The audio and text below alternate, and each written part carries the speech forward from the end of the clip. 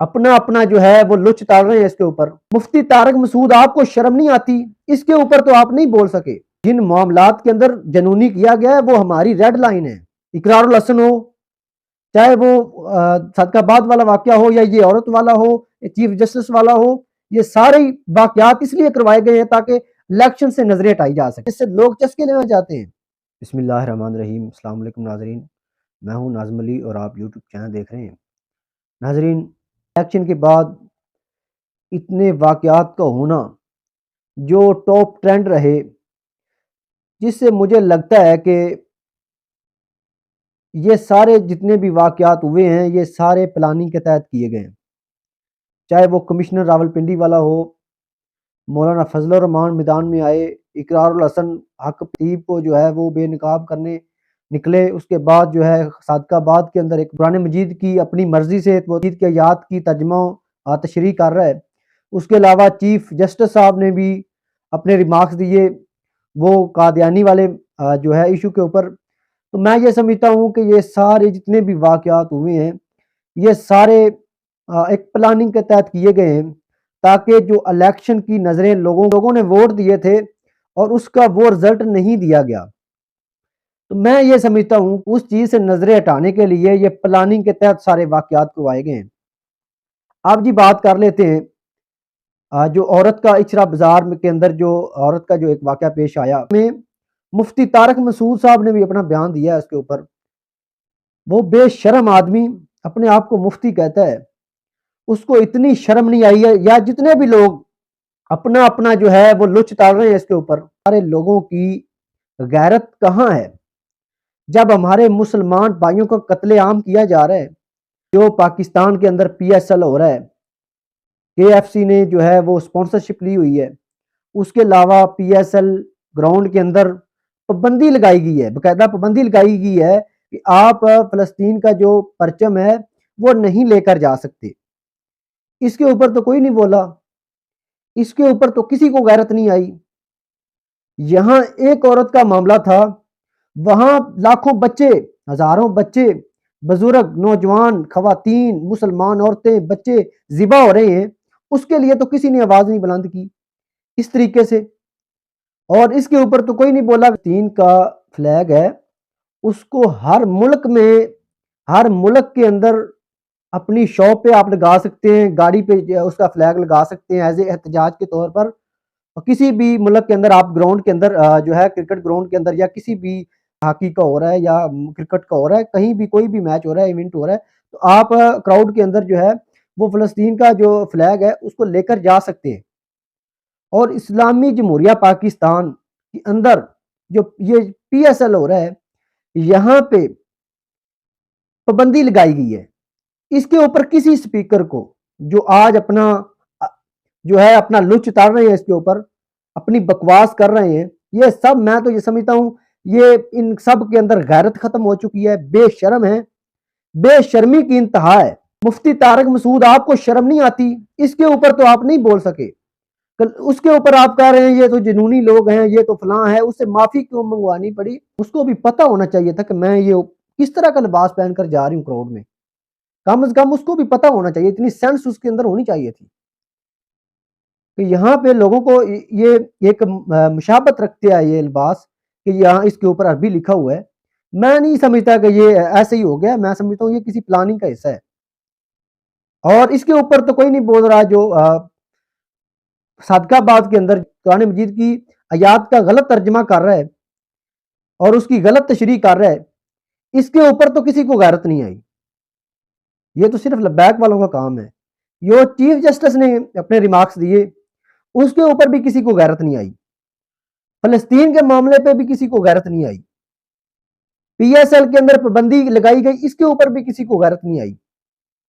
یہاں پہ بہت غیرت آ گئی ہے، اور یہ محسوس کروایا جا رہا ہے کہ جی وہ لبیک کے بندے تھے، اور ظالموں لبیک کو کہاں کہاں بدنام کرو گے۔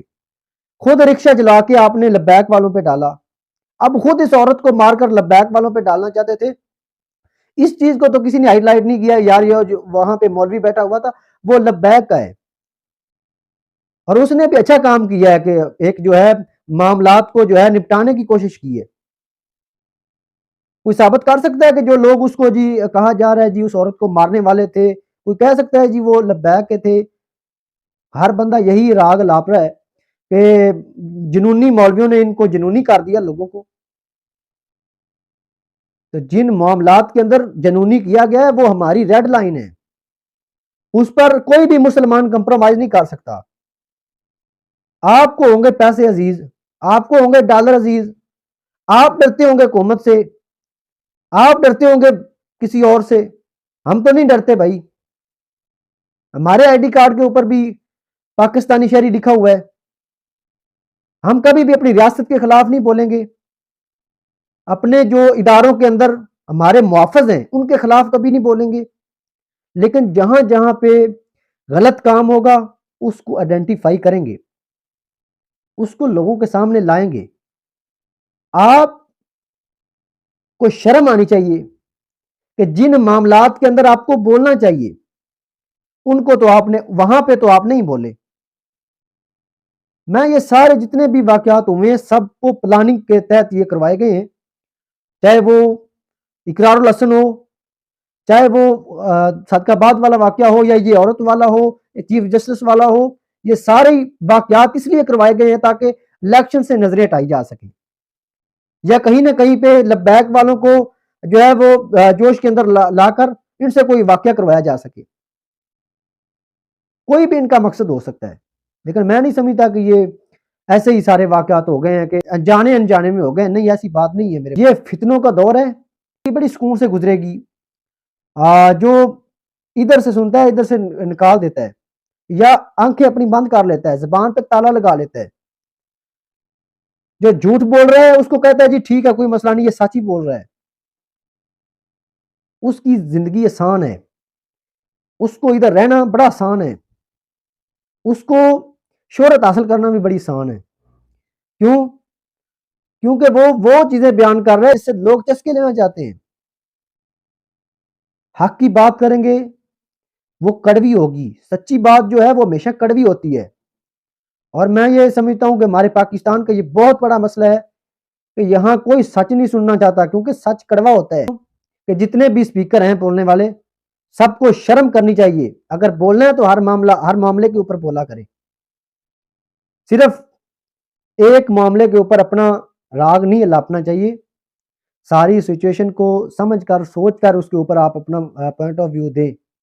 اگر آپ کو نہیں پتا تو آپ چپ کر جائیں، کسی اور ٹاپک پہ اپنا جو ہے وہ لچ ٹال لیں. آپ خاص کر میں پھر کہوں گا مفتی طارق مسعود کو کہ آپ اپنا جو ہے آپ نے بھی کہا ہے چلو یہ ساری لنکا کو آگ لگی ہے تو میں بھی اپنی چنگاری جو ہے سلگا دوں. شرم کرنی چاہیے تھی آپ کو. شرم کرنی چاہیے ان سب لوگوں کو جو ان معاملات کے اوپر جہاں بولنا چاہیے وہاں نہیں بول رہے. کسی سیاسی کارکن نے وہاں پہ جا کے پی ایس ایل کے اندر اپنا فلیگ دکھایا جا کے، یا اس کے لیے احتجاج کیا ہے؟